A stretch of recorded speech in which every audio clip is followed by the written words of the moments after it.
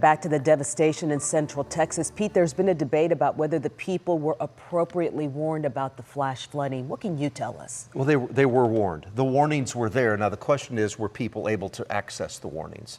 And I think there's multiple problems, and I'm glad to see that the state's going to step in and put these sirens up. I think that's issue number one. I think the other issue is that people are they have fatigue when it comes to watches and warnings. There's so many of them that come out today. I think there's just warning or watch fatigue. So I think folks, if they did get them, some of them just ignored them. That happens. We know that happens. I hear people complain about it all the time. Then I think, of course, there were also other people that just simply didn't have a way to get those watches or those warnings, but they were there. And it really makes me sick to see people that want to use this on some type of political level. In the 20 years I've been here, I've had zero interest. I've been completely apolitical. So what I'm going to show folks right now are just the facts.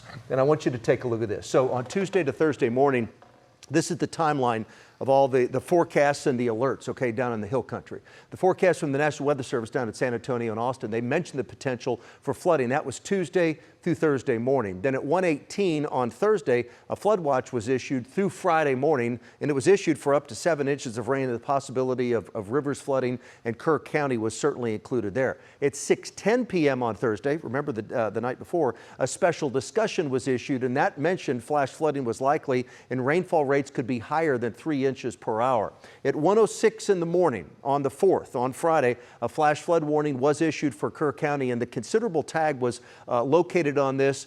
And typically when that happens, it triggers wireless emergency alerts on your cell phones. Don't turn that stuff off. You have to have it on. At 2:28, when they have that considerable tag, that's for a life or death situation. So please leave those on your phones. 2:28 in the morning on Friday, a flash flood communication went out. That was the National Weather Service saying up to 5 inches of rain had fallen and flash flooding had likely already begun in Kerr County. At 3:02 in the morning on Friday, flash flood communication went out, and then the National Weather Service mentioned a dangerous flash flood event is unfolding in south central Kerr County. At 4:03 in the morning, a flash flood emergency was issued for Kerr County, and there's a very small fraction of these flash flood warnings that get upgraded to this level. This is a serious level. And then at 4:20 Friday morning, the Guadalupe River at Hunt, that's where Camp Mystic is, it reached major flood stage.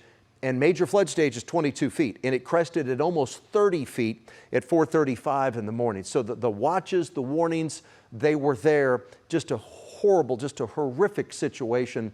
Hopefully the state does step in and get those sirens put in there on all these rivers across the state. Again, I talked about it at 5 o'clock about this being Flash Flood Alley, and the heart of Flash Flood Alley is down in the hill country. I'll have more on that tonight on WFAA at 10. High today, the low today, 91 and 74, cooler than the normals of 95 and 75.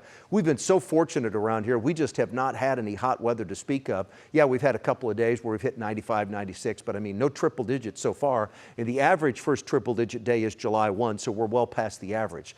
High today in the 90s. We're at 91 right now with a southwest wind at 18. Grasses today are moderate. Fungus today, that's low. We're all quiet now. We had a little scattered rain around earlier. That's in the process of fizzling out. Lee, how much time do I have? About 30. 30 seconds left. Watch this. Here's the forecast tonight. There's 10. It's quiet tonight. There's midnight, 2, 3, 4, 5, 6, 7 o'clock tomorrow morning. A little bit of rain in the forecast as early as around sunrise tomorrow. Tonight we dry out, warm and muggy. 74 is the low tonight. During the day tomorrow, 30% of us see rain. I have no severe weather in the forecast tomorrow, and I have no flooding in the forecast. 90 is the high tomorrow. There's the next 14 days. 20% of us see rain on Wednesday, dry Thursday, Friday, Saturday, mainly dry Sunday. Maybe a stray shower or two possible on Sunday. Other than that, hot temps. It'll be a hot weekend in North Texas, not brutally hot, and some hot weather in the final 7 of the 14 days, but no triple-digit temperatures in that 14-day forecast.